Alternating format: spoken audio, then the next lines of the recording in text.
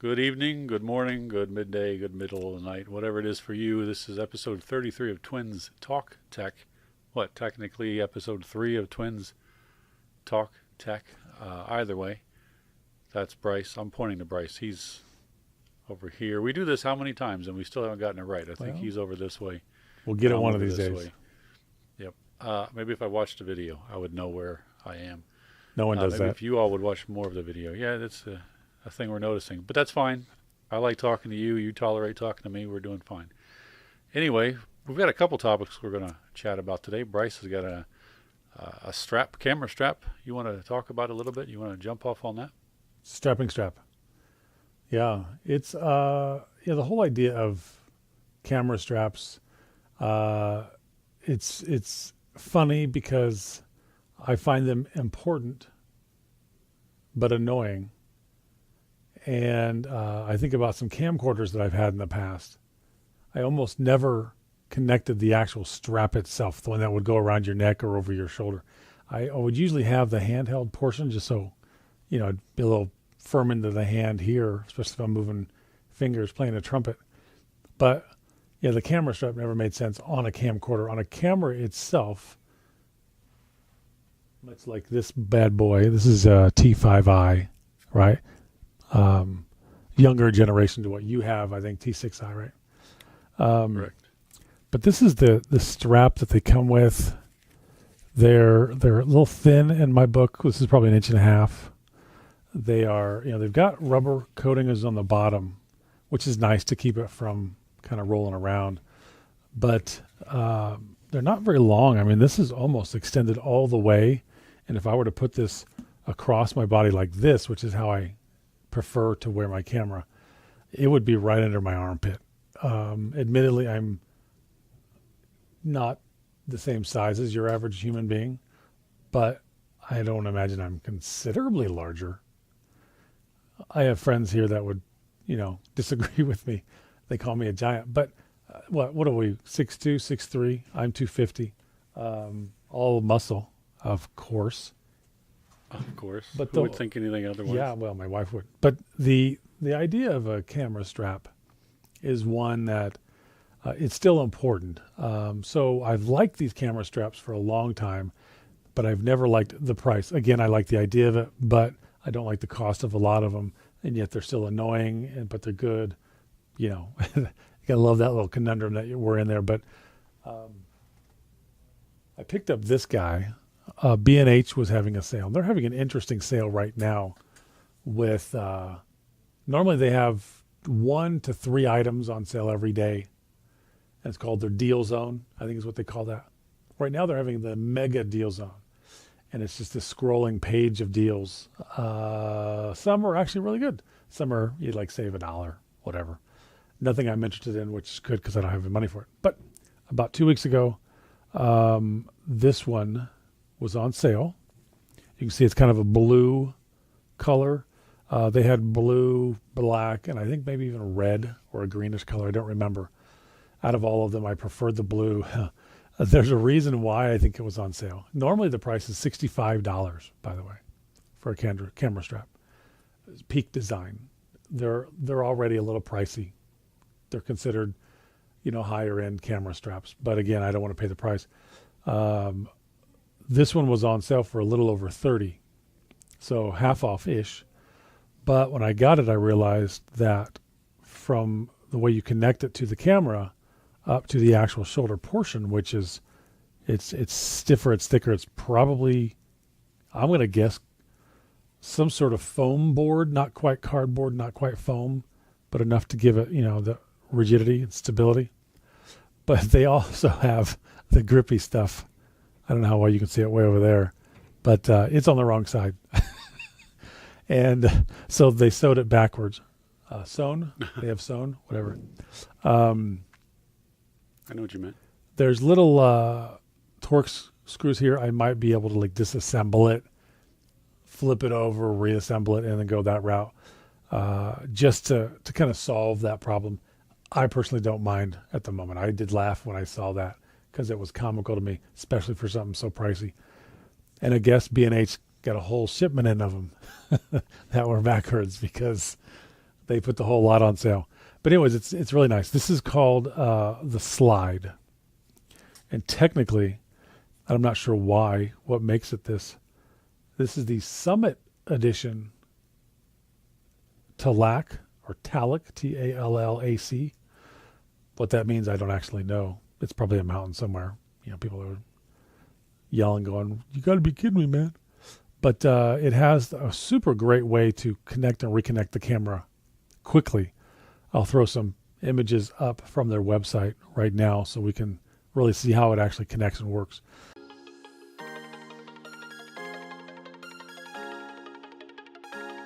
We never intended on being a camera strap company, but there was an opportunity to improve on the straps out there. Slide and Slide Light are our answer to that. We as photographers have been waiting for straps just like these. This is Slide, and this is Slide Light. Built for DSLR and mirrorless camera carry, with unrivaled versatility, stability, and comfort.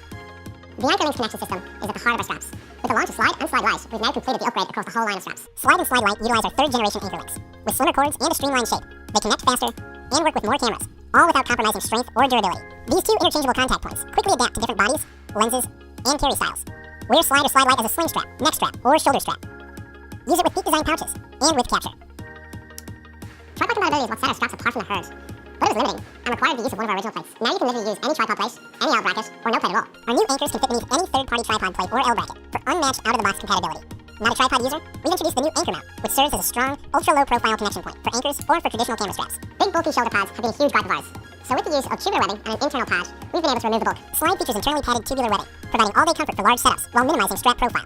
New drawn-through nylon yarn is softer and more water-resistant. Inside, the upgraded EVA padding is thicker and more resilient.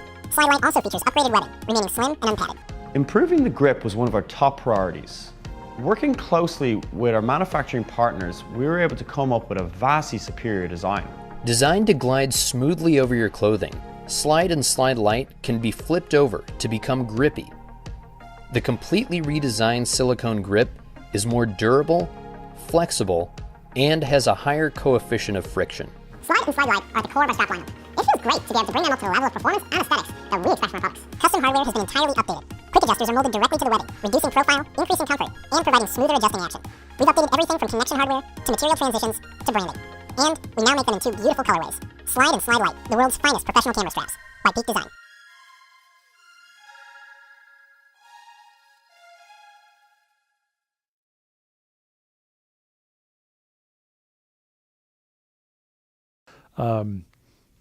But the way this latches and unlatches itself, or locks and unlocks, however you want to say it, and then it just simply slides to be bigger and or smaller. As you can see, though, because of my size, again, I've got it almost all the way extended, probably 2 inches to spare on both sides.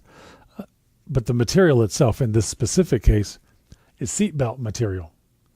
The same material, the same strap that you'll have in a car. This is the exact same material. When that's known to be super strong, this is super strong, but it slides a little better. So I don't know what they did. Maybe they wove in some extra material that's a little softer because it feels a little better in the hand.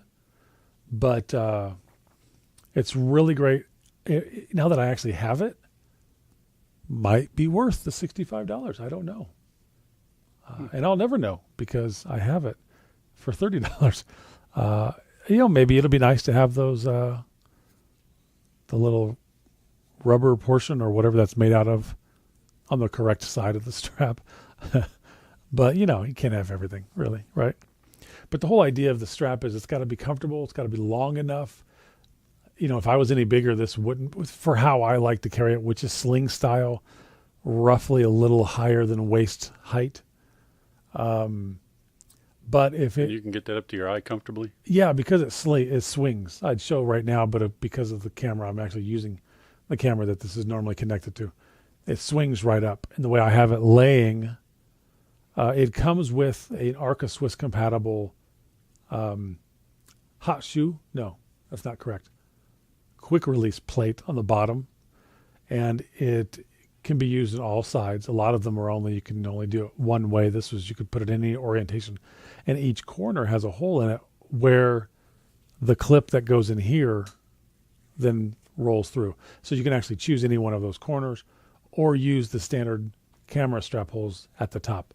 So I'm actually using it on one side and the bottom. So when lays down, it lays down at an angle, so I can very quickly just grab the camera grip and pull it right up, instead of having straight here and then grabbing it and lifting it, or having it vice versa. So it's very easy for me to just kind of grab, come in, and ready to go. And the camera that I have, it's this really nice sleep mode to where if it doesn't have any exaggerated movement after, I think it's a minute or so, it goes to sleep.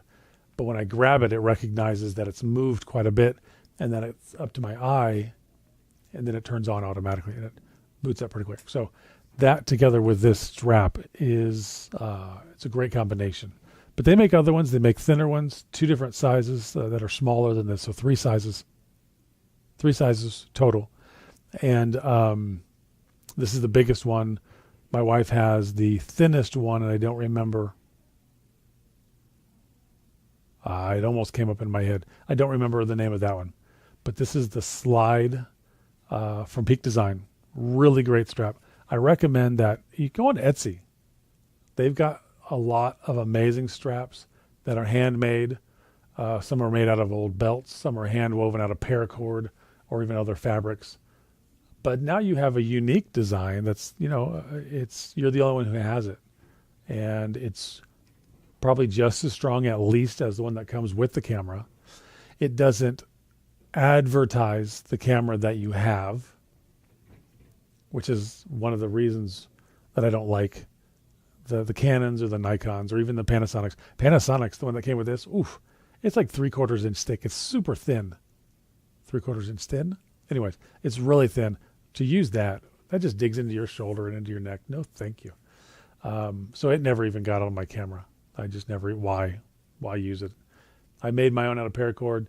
It served its purpose. I still have it at home. I might use it on something else later. But then I saw this and I had to jump at it. So that's my rant on straps. I like this strap. It's not perfect, but it's super great. And I like the fact that it is convenient and comfortable. It's pricey, but it's convenient and comfortable. So, if that's worth it to you, spend the money. Go to Etsy, search things on Amazon. Problem with Amazon, a lot of those are not boutiques. They're people who are making, what they consider custom designs, but at a higher rate. So it becomes almost like a manufactured type thing. And so the quality is usually not there. That's just from my experience. That's why Etsy's got some interesting stuff over there. So that's my rant on that. Use them, love them. Having a quick release is fantastic. So that if you need to take it off for any reason, you can. Matter of fact, the same quick release is universal.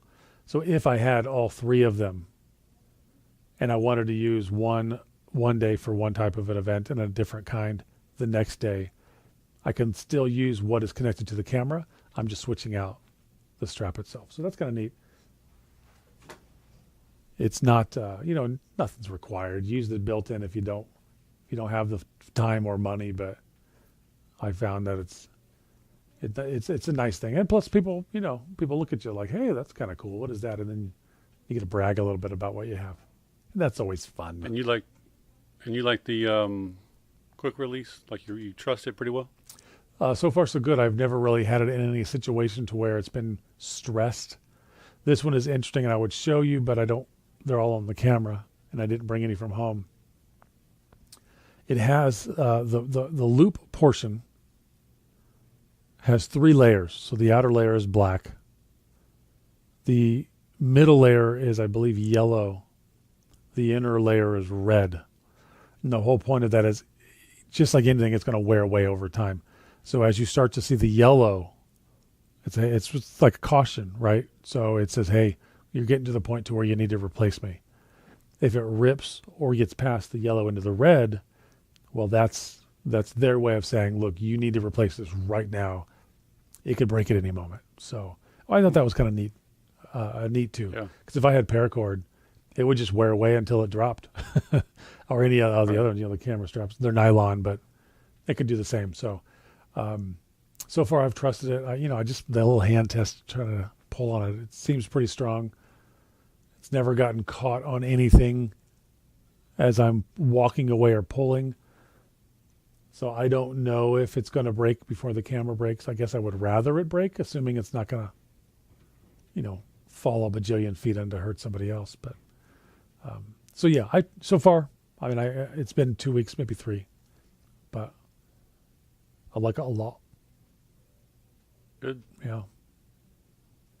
So what are you using on your camera? Is it just the built-in, or do you have a? Yeah, correct. Yeah, the built-in. Not built-in, the one that came with it. Yeah.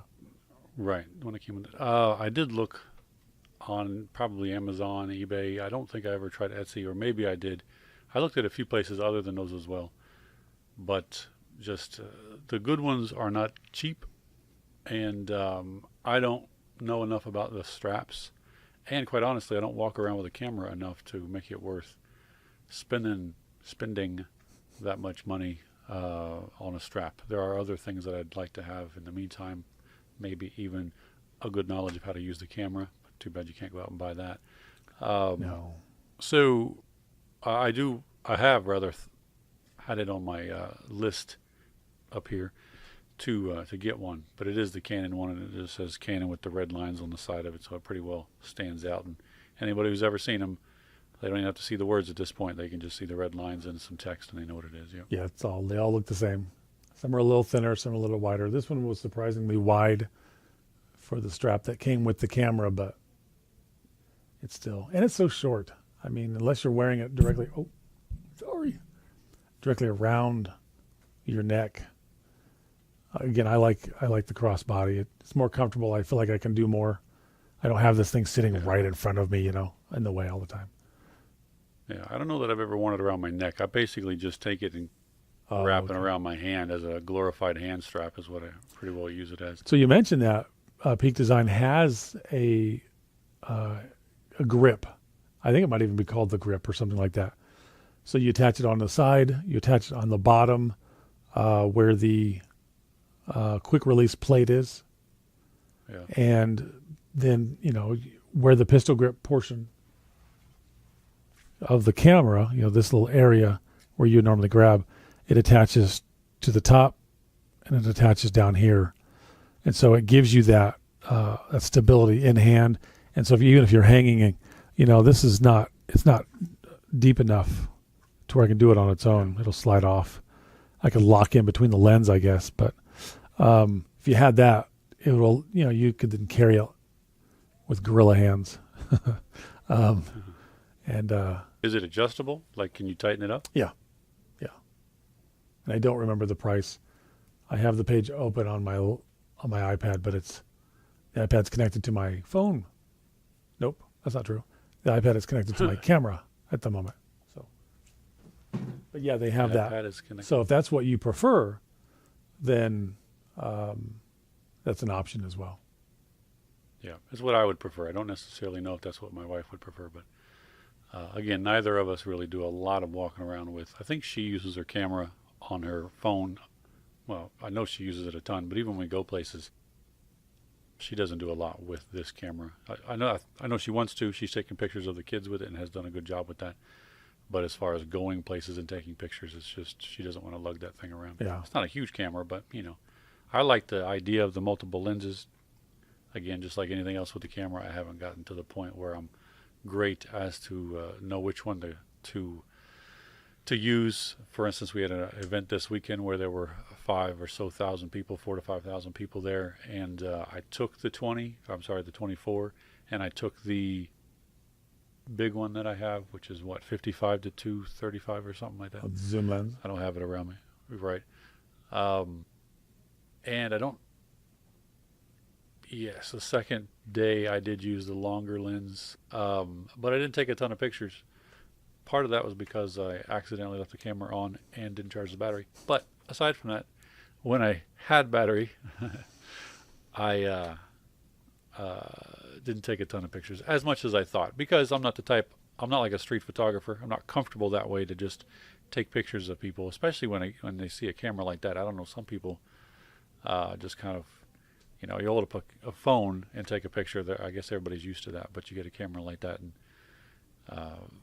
from my experience, or at least maybe I'm just got something running around my head causing myself to be a little paranoid that way. No, it's true. Yeah, I went. We were in at a funeral to go to. Family member died 3 weeks ago or so, maybe 4. Back to around the time I bought this, and this was the first event, if you will, that I went to where I was wearing it, and the family asked if I would go around and take pictures of the ones that were present afterwards. I always just call it the after party. I don't know what the formal name is, but I noticed when I would raise the camera, just generically, trying to hide in the back of the room, in the corner, wherever, people that were either sideways or facing me would immediately turn around, facing the opposite direction, because they would see it. They knew it was there. I thought I wasn't fooling anyone. But I talked to my wife, and she suggested that I just simply go up to them and say, "Hi, I've been asked by the family to take pictures. Do you mind if I take your picture real quick?" I only had one person say no and walk away. And then I got a picture of them later when they didn't know. But most of them, yeah, they just kind of stood there. And then that which was nice, it allowed me to compose myself, stand where I needed to stand, adjust the lens or the camera, whatever, to take a picture. And I can't say all of them came out great, but I can say most of them did. And by far the better ones are the ones where they knew I was taking the picture. They agreed to it, because then they're not like mid-bite, or whatever. They're actually trying to look good for the camera, which, some people just need all the help they can get. So, And in that setting, what lens did you use? Did you swap lenses, or you just went with one and stayed with it? No, I have the ability to swap lenses, but I sold my other lens. So I only have the 14 to 140.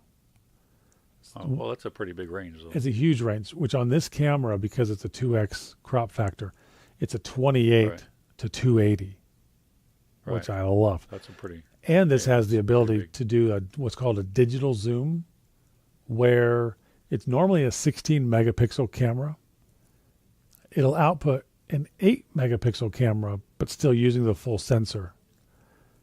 And then do a 2x digital zoom, which is really not an accurate statement, because it's more of a crop zoom.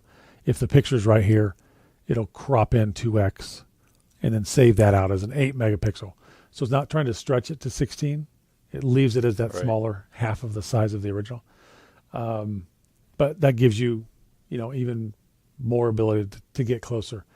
And every time I use it in that sense, I'm always blown away. We went to New York and I used it, and just, being across the Hudson, taking some pictures of the pier or some of the buildings that are on the other side, being able to zoom in and kind of get specifics. It was nice. I like the idea of the all-in-one lens, but I like the idea of being able to, sometimes that doesn't work. Sometimes I want a shallower depth of field.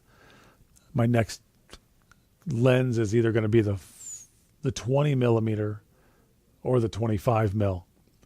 1.4 is what I'm shooting for, but it's a couple dollars, and I only have like 50 cents. So I'm just waiting to save up my clams. When that happens, then I'm going to buy. But then I also haven't decided yet. The 20 gives me a 40 millimeter equivalent from 35 millimeter. So you can think of your 50 mil, which a lot of people call the nifty 50 and all that jazz, and the field of view that you get there. So this is a little wider.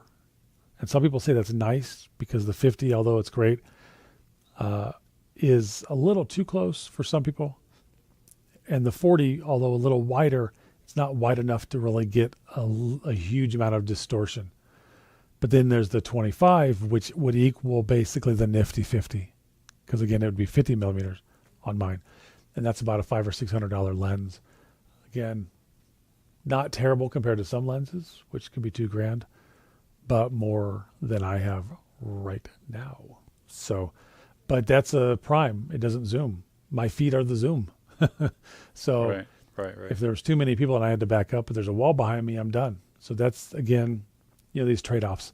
That's why I like this all-in-one lens. This lens didn't even come with the camera. I had to buy it separate. And that's why I sold the 12 to 60 that came with it. It wasn't the all-in-one lens that I wanted. It didn't go the full distance. It's still a great lens. I sold it for a couple $100, and so I was able to recoup the money that I spent on buying this separate. You buy a kit, you always save a couple dollars. Yeah, unfortunately. The lens is usually subpar, so, but you have something that's going to scratch that itch right away, you know.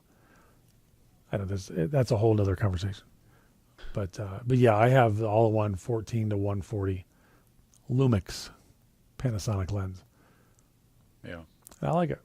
I like it a lot. Use it to try it one more time. Anything else you wanted to talk about? No, not this time. Maybe next time we will talk about, unless you come up with, or I come up with a different topic that might be more interesting. I made a mount. I'm using it right now. I have taken some pictures. I started to make a video, but the initial installation was what I like to refer to as a disaster. Drilling Those didn't make work. some of the best bolts videos. broke. Yeah, but I didn't take enough video afterwards, so I just got irritated because I was bent over, and I'm an old man, and bending over for a long period of time is not a great thing for me. Yeah, that's not necessarily the video we want. Yeah. Well, I mind. I paid attention to where the lens was focused. If that's a concern. Okay. But I'm using it right now. I'll take some pictures, and then we can maybe I'll shoot you a few pictures so you can see what it looks like, and then we can talk about it on the next video. Just a permanent mount. That way I can leave the camera mounted. And right now I've got the iPad underneath it, but I'll probably, the reason I went with the iPad is because normally I use the iPhone, and at the distance that it is, you would effectively be a postage stamp that I would be looking at. Especially considering as small as you are in the frame that I'm looking at. Oh, yeah. The folks there are looking at you in a different way. I'm seeing you as basically just a very small part of the iPad screen right now. In any case, we'll get into those details a little bit later. But take a screenshot. I can't because I can't reach it. But if you can reach it, take a screenshot so that others can see what you have the pleasure of seeing. My lovely mug. I'll do that. Or my forehead. Before we hang up, I'll do that. I can't reach it from here. Oh, I see. But I'll do that before you hang You up. can't say, Siri, take a screenshot? I don't know. We can try it. Hey, Siri, take a screenshot. No, apparently not. Yeah, nothing. Okay. Nothing on my side, too. All right, well, that's enough for today then. We look forward to that conversation. And if you can get some pictures or video to roll in, B-roll later, that would be fantastico. Episode 33, are we done? It's all legit? I think so. Sounds I bueno. think we're done and probably legit. See you guys. Bye-bye.